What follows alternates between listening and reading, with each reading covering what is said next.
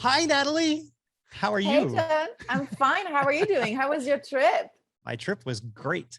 We got to run away and not have to deal with technology or anything else. I did still actually, the one thing that I did do is I had a couple of different listener question type things that came through either on social media or email. And so I did try to take like every other day to stop and make sure to catch up on those so that they didn't get left behind or lost, because I was afraid that if I didn't, by the time 7 days elapsed and got passed, I would be like, Right. oops. Yeah, that So happens to me a lot. Yeah. yeah.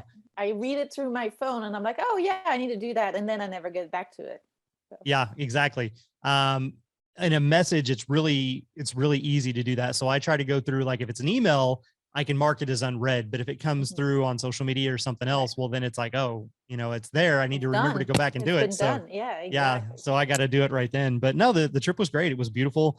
It was kind of nice to get out and go visit the mountains and see the pretty colors changing in the leaves and whatnot. So that was fun. Um, I did have, so speaking of leaves changing colors, it is in the United States for us here in the Northern Hemisphere. It is now officially fall, and we are in the first part of October of, technically, if you want to be very specific, 2021.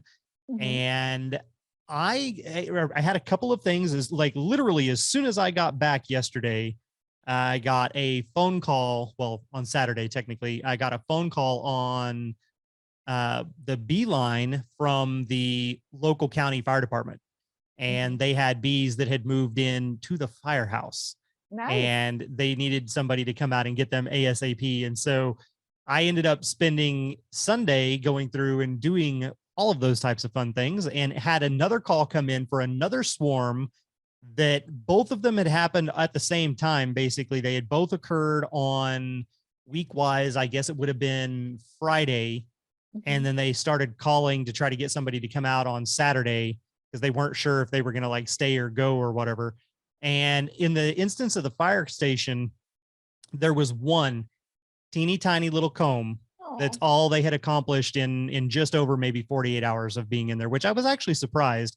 The swarm itself, if you took them and balled them all up, they might have been the size of like a cantaloupe, okay. maybe.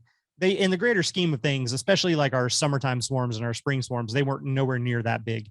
Mhm. I did find the queen in the first one. She happily crawled right out onto the fascia board, and so I was able to just nab her right off there.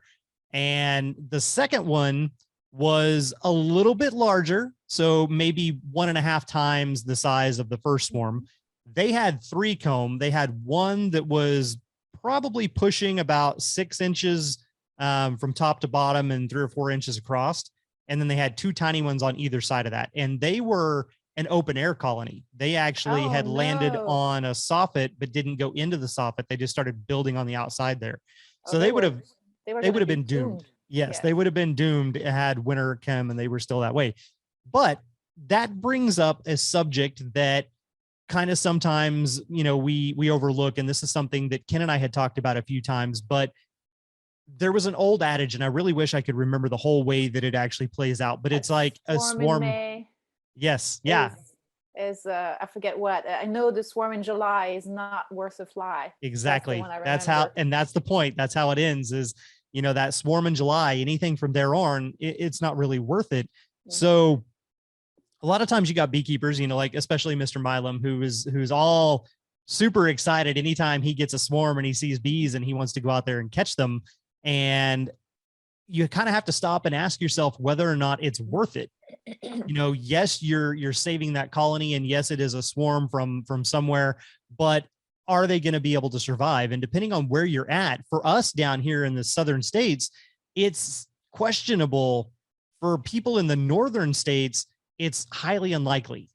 Right. And so, is it worth your time to go out and do those types of things? From the removal perspective, we usually shut down operations in late September, early October. And that's because when we go in there and we open it up and we take everything out of that cavity, we're destroying a lot of the things that they've worked really hard to do. And I usually only keep 4 comb of the life stages, and we don't keep any of comb of the food because that attracts hive beetles and pests and things in there while the bees are not really wanting to guard and defend because they're all discombobulated and upset and been put into a new container they didn't choose. So it's not really setting them up for success whenever that occurs. So if we do a late removal, we usually try to identify a colony that it can be combined with to go through and bolster it. Right. And that's something that can be considered for swarms as well. If you do catch a swarm, maybe you can do some sort of combination with a smaller colony that was questionable whether or not it would actually make it through, those winter months. And I know that you had said over the weekend, you were actually out there doing those types of evaluations, deciding what needed to be combined and what didn't. So what are your thoughts? Like when it comes to that old adage, a swarm after July isn't worth a fly. Do you think that they can serve a purpose, or is it, not worth the time and effort that it would take? Okay, so a couple of things. First of all, you said wallabies, blah, blah, blah. And I heard wallabies because we've been talking to so many Australians. I was just completely on that zone. So for all you mates down under, there happy you go. Spring. We're thinking about you guys, and you guys have the good swarms, the spring swarms. We're looking at the late fall swarms. So my thoughts on that is, yes, you can always combine. You can always add bees to your existing colonies.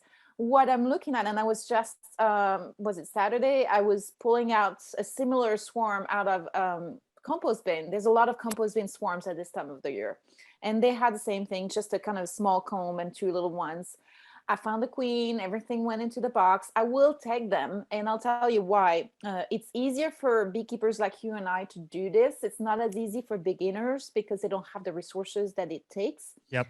But I have a whole freezer worth of drone comb of worker size cells.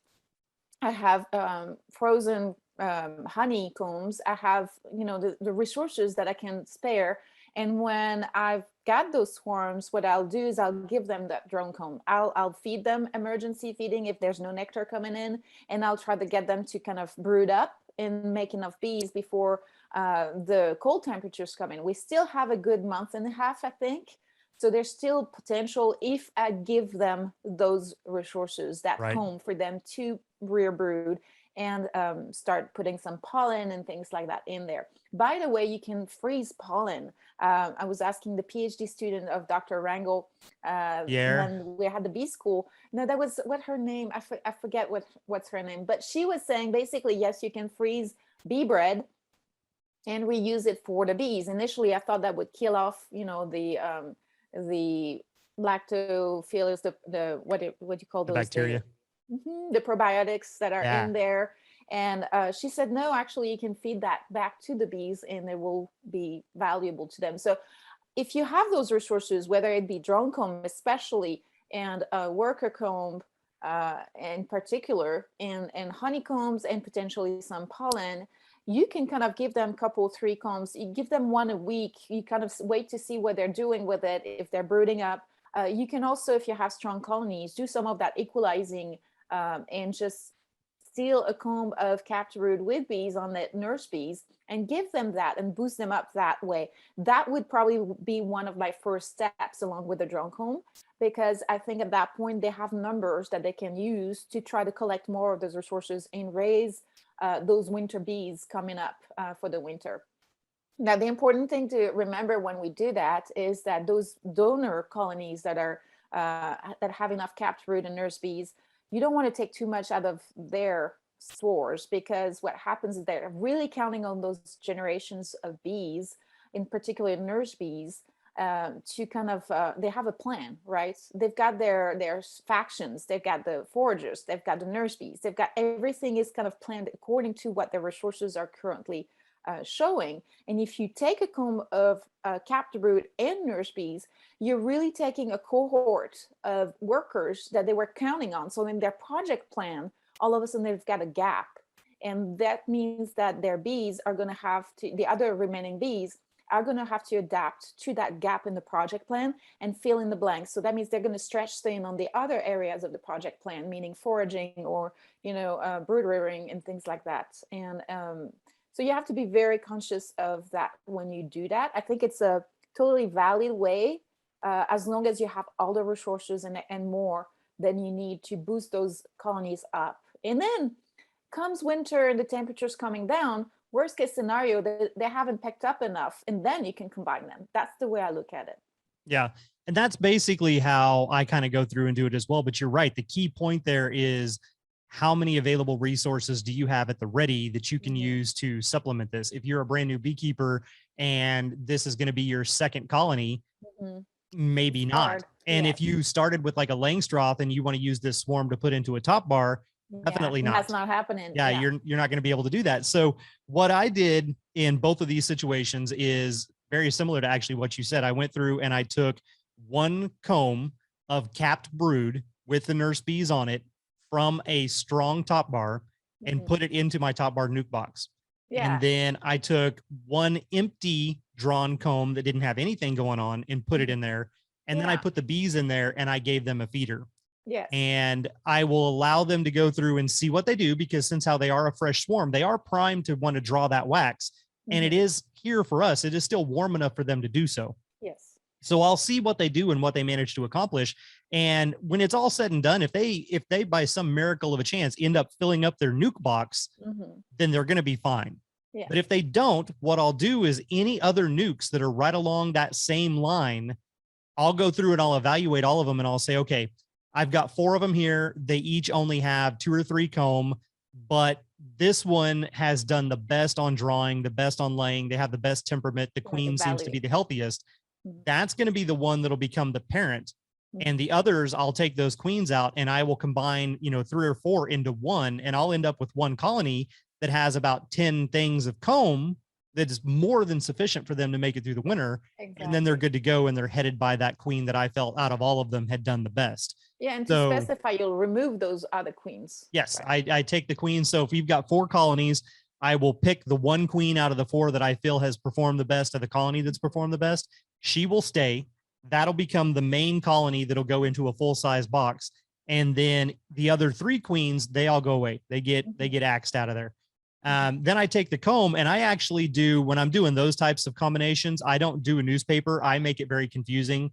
Every other comb comes from a different colony. Yeah, I don't bother with a newspaper ever. When it comes to mixing so many different things, it's very easy to actually go through and say you've got your parent colony.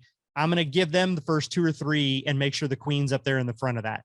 And then after that, I'm going to go colony 2, 1 comb from there, colony 3, colony 4, and then start back over colony 1, 2, 3, 4, 1, 2, 3, 4. And you mix it up so that every comb smells different than the comb before it. Yes. Every bee smells different than the bee before it. They're so smoke confused. A little bit. Yes. Yeah. There's no fighting when that occurs. And you don't have to go through and spray them with something to make them all smell the same, because you've done just the opposite. Everything smells different.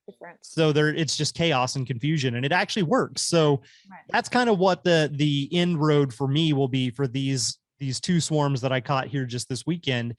And then any of the other small nukes that are not, maybe up to par, they'll get evaluated and they'll be combined. And that's also why sometimes my numbers can drastically fluctuate. So I can go into winter initially with 40 to 50 colonies, but then after I do my combinations, I may have 20.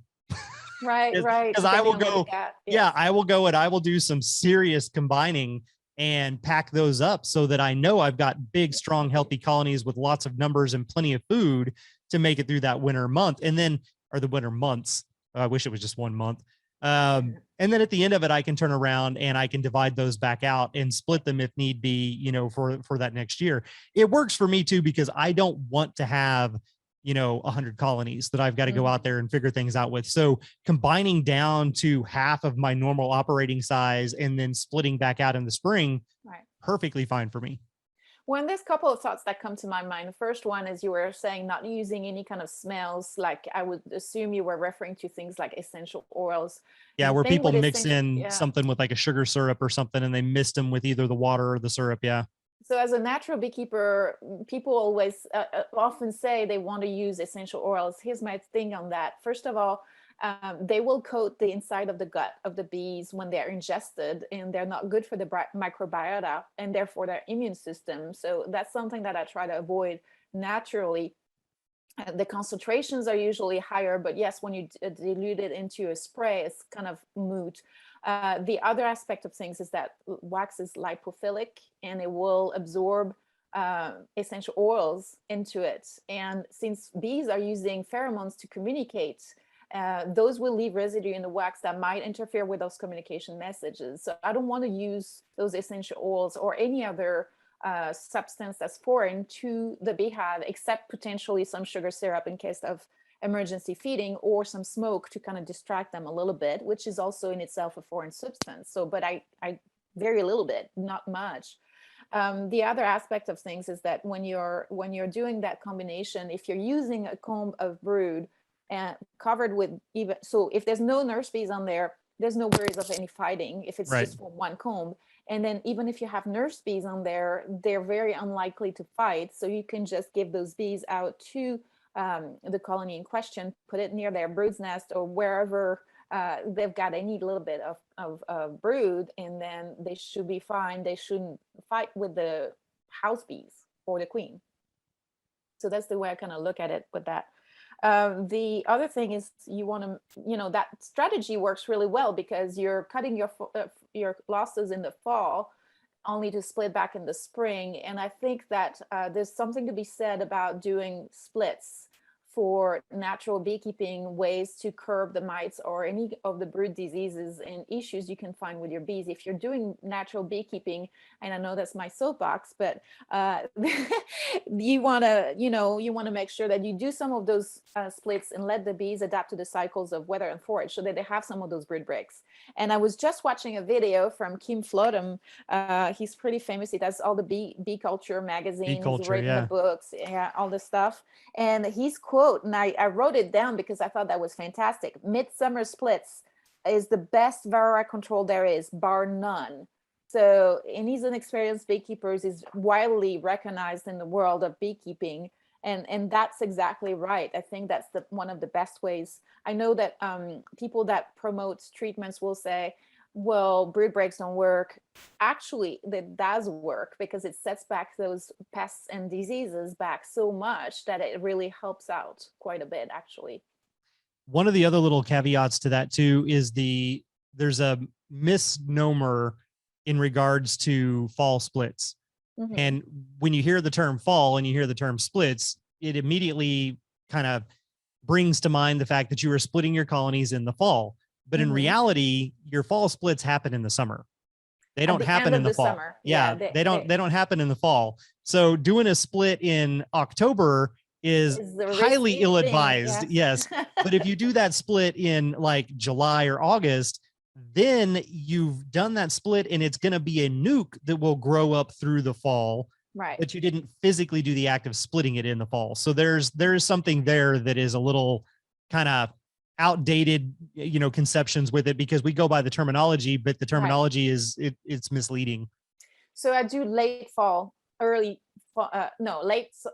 summer, early fall splits where I do a lot of them in September when I got a better idea of where my dearth is sitting and what's coming into the nectar flow, what I can anticipate is coming. And when I do those end of the season splits, and that's the advice that a lot of new beekeepers don't always catch, is you want to really make those splits fat.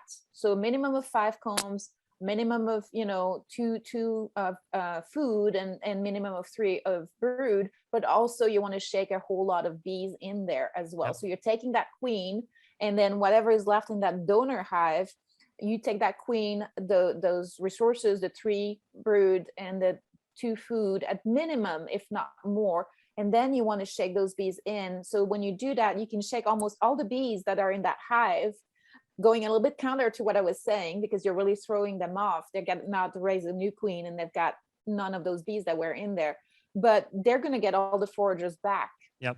Because you're leaving that in place. And so they're going to have those resources. Some of those bees are going to revert back.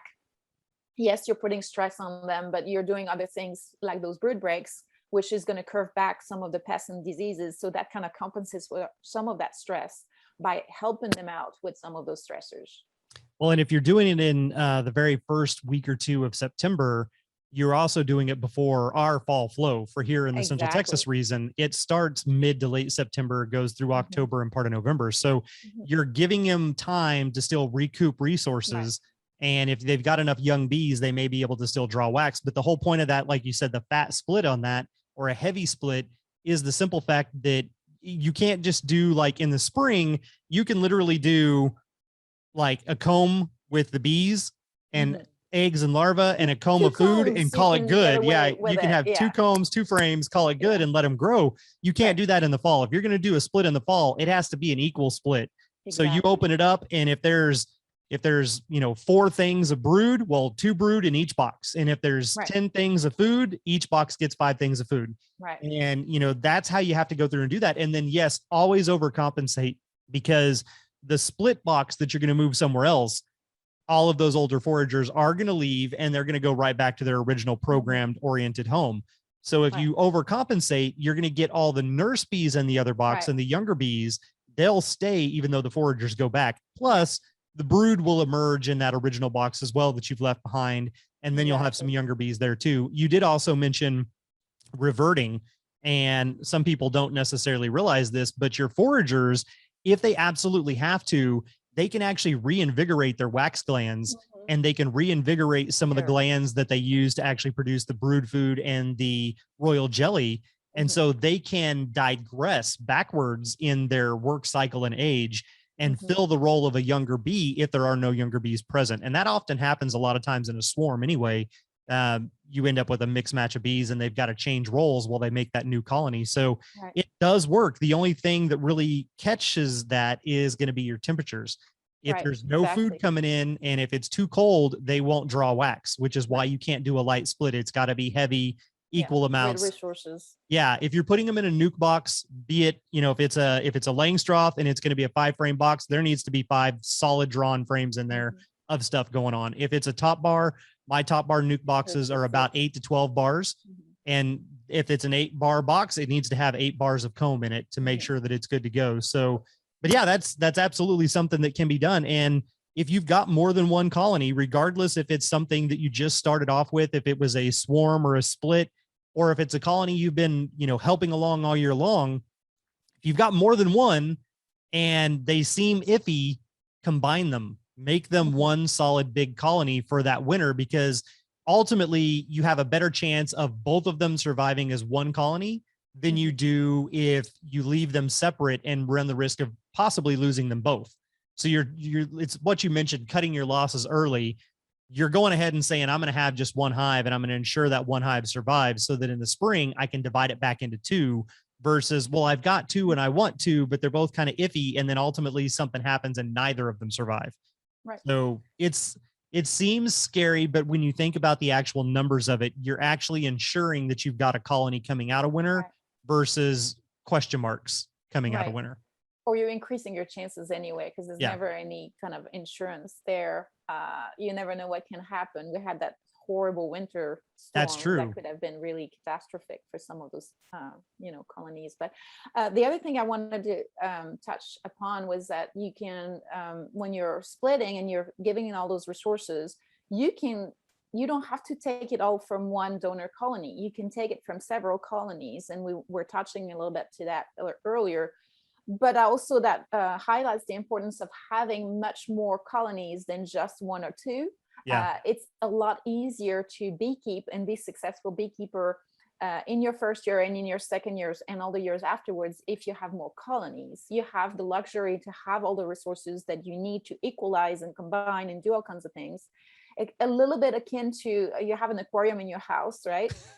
When you have a small aquarium, every mistake takes a proportion and it can be catastrophic. The larger the aquarium, the more dilution of the impact of problems you have on that environment. It's more able to rebalance itself. And that kind of like to equate that to the number of colonies that you have, or the number of combs that you have in each colonies, because you're kind of diluting the impact of each of those errors and those problems. So the other part I wanted to mention, we're talking about equalizing and combining. I wanted to make sure people understand how much easier it is when you're doing horizontal beekeeping, whether it's with a long Langstroth or a horizontal top bar hive, a Kenyan top we call those KTBH, Kenyan Tower hives, right? The ones that have the slanted walls.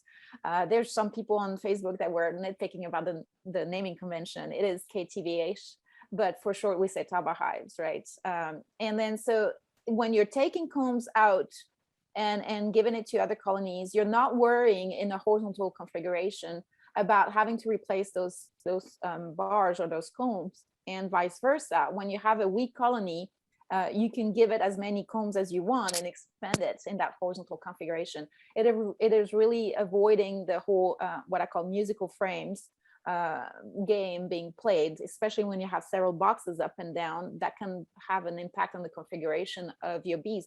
That brings up another point, by the way.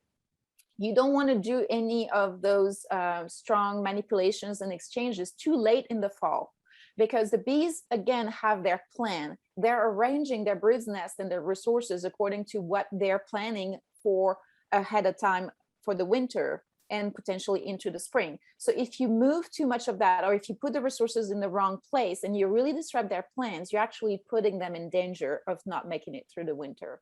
So it's something that I'm assuming you do as well, right? You pay attention to that and don't do that too late. Yeah, absolutely. Like, so in a Langstroth box, it's very easy to screw that up, because if you're still trying to get him to draw a comb, you're putting these boxes on top and you're wanting him to move up and draw out that comb. The only reason they're really doing that is because you've invalidated their bee space. You know, they want the top of their colony is going to be at the top of the cavity, and the cavity in nature doesn't magically have another void above it. You haven't just invalidated it, you have violated. They violated it. That's true. That's actually a great, yeah, it's not an invalidation, it's a violation. Yeah. And so you've gone through and you've added this extra box and they've started drawing stuff out. But if they don't complete that process, what you've done is you've left an empty void above their head that normally wouldn't be there, that the heat is going to escape to. And as they naturally move up in the winter, they're going to move into basically a desert where there's no comb for them to use. There's no food up there. So thermodynamics of that are horrible. Right. And there's empty. Yeah, you just get this empty space. And so even if there's foundation, that's nothing to a bee. The only thing that counts for a bee is drawn comb that can be utilized. Empty foundation and frames or empty bars, that doesn't count. It's not empty space. Yes. Right. So you go through and you do that. If you don't take that off of there in enough advance to know, okay, this isn't going to work, they're not going to be able to really plan, like you were saying, and accommodate what they need to do. They can survive in a single deep box. If you allow them to pack it, what they're going to do is they're going to have their arc of honey across the top. And then all of the frames or all of the comb on the outer walls are going to be solid honey. And they're going to take themselves and basically surround them with this insulation of food so that they're well protected. And it's okay to go through and actually do that and know that they're going to be able to survive, because again, the bees know best, right? We have these other ideas and things that we try to force them into. We want more comb, we want more boxes, we want a bigger colony. Sometimes it's just not in the cards. There's not enough young bees, or the temperature's not right, or there's not enough incoming food. And so they don't draw the comb out as fast as we would like them to, but it doesn't mean that they're not doing what's best for them at that specific moment. So you've got to be able to intuitively go with that. The thing about a horizontal style hive or a top bar hive or a Kenya hive, or like whatever you want to call it, all of those styles of hives, the roof is always the roof. It's never going to change. You're not going to suddenly have this void of space above it. So they can go through and they can pack that in the way that they need to. If you go and you move a bar or a frame over that's empty drawn comb and you put that into the brood's nest to help expand it, it's not necessarily as big of a deal, because they can immediately fill that with either brood or food. And if it comes to the point where it's not been done, you can then shuffle things around if needed without actually touching the brood's nest and all the things that they've done. You can manipulate those outer ends and not have as big of a consequence or an effect to it. And, you know, I don't ever use them, but for people that have like the follower boards or the want to divide things down, if you did end up with a colony that had 20 combs in it initially, and they end up using 5 or 10 comb for the brood nest, and then maybe only 5 more comb for the honey, and the other 5 starts going into winter empty, and you're worried about it, you could take those and move them over, or take them out and freeze them and put that follower board or that divider in there to block it off and narrow their space down. But you still didn't disrupt or change what they had originally designed inside that colony. And that's the best way. And I've said this, I think, on a couple of different episodes here with you and I before, and I've definitely said it on the podcast, and I say it to people when they send in questions all the time. But if you're ever stumped, stop and think, what would the bees do in nature if I was not here to intervene? And, you know, if they're in a tree cavity, once they've filled up that cavity, it's full. Nobody's going to come along and add another section to the cavity for them to draw more comb or make more honey. And they survive. That's their natural habitat. We have created boxes that a single deep Langstroth box, a 10 frame box, is all the space a natural colony would ever need, period. That's about 40 litters. Yeah. You know, you don't need any more than that. And we look at it and we see these towers of boxes. Those are for us. That's not for the bees. Right. And so don't look at that tower of boxes and be like, oh, but they need. No, they don't. They will be okay if you accommodate their needs and make sure that they're healthy going into winter and strong and they've got food. They don't have to have 12 boxes to accomplish that. Well, I would argue they will do better if they're compacted in that 140 liter box, in that single box, deep one, because they've got that concentration of brood and food exactly around them. Whereas if you're, again, extending the space, you're diluting that and you're adding to the thermodynamic issues that you have, that chimney effect that happens in the winter with the vertical boxes that are so poorly insulated. They're 3/4 of an inch, you know, wood, and that doesn't provide enough insulation around the box, and certainly not enough on the top. So you have that rise of the heat, and it's going away from the brood's nest. So the more space you have above the brood's nest in a Langstroth hive anyway, the worse off the bees are, because that heat that they're working so hard to generate to keep the brood's nest warm is immediately going up into that space above their head and not getting insulated from the outside environment like it would be in a tree. I think the R value, depending on the thickness of the tree, can reach up to 11 in a tree cavity, which can be anywhere from you know, a thin piece of wood to like really chunks of wood that big. And that really makes a difference when you have this much pine wood in a vertical box. That really throws them off. In a horizontal configuration, that bird's nest is sitting right underneath the bars with a little bit of honey on top, and that heat that rises, instead of escaping away and not being reused, is pluming under the bars and just spreading horizontally and keeping a much larger area warm, basically, especially where the honey is located. So it's kind of something to keep in mind and consider. You were talking about what would the bees do. I think we should come up with a sticker that says WWTBD. What would the bees do? And kind of like, you know, give that to every new beekeeper. That's a great. Yeah. Maybe I'll turn that into a shirt. Yeah. What would the bees do? So I actually have a new shirt. I'm not wearing it at the moment. I'm wearing my regular old school Hive Jive junkie shirt. But I do. Screen in the back. It does. I was like, oh, there's little red cherry blossoms. I'll wear my red shirt. But I did actually get the proof back. It was waiting for me when I got home after my little vacation trip. And it's called A Drone's Life. Oh. And it's films, like 3 film strips. And we used Ken's cartoon bee. Mm-hmm. And it's the story of a life of a drone in little cartoon frames that run across from basically birth to death. With that big meme that's going around, honey nut Cheerio. Right. Yes. Yeah. For those of you who haven't caught on to that, think about it for a little while, break those words apart. It'll make sense. But yes, so it's kind of along those lines. You know, he starts off and he's all like relaxed and lazy and, you know, being waited on hand and foot. And he goes out and he drinks and he parties and starts chasing girls, and he's chasing the little queen bee. And then if he succeeds and he finally catches her, you know, then there's this little wahoo moment. Woo! And then all of a sudden his mind's blown and he dies. And that's that. Exactly. So it was a cute little cartoon montage that we did, and we used Ken's little cartoon bee image to do it. So I was going to wear it, but since how I had actually just gotten it in, I always wash all my stuff first. I don't like all the chemicals and dyes and everything that come with it. Stuff. Yeah. So they all have to go in the wash first, but that is actually available on the Hive Jive website, and you can go to thehivejive.com and check that out. The other two that are up there at the moment is the drawing of the bee that Jorge Mata did, and then I went through and stylized. And then there is the Big Down Under for everybody in Australia. We've got the Hive Jive. We're Big Down Under with the state outline, or the state, the country outline of Australia down underneath there with it too. Continent, whatever. Anybody can wear that one. Anybody. Yeah. I mean, it's got innuendo to it. So what else?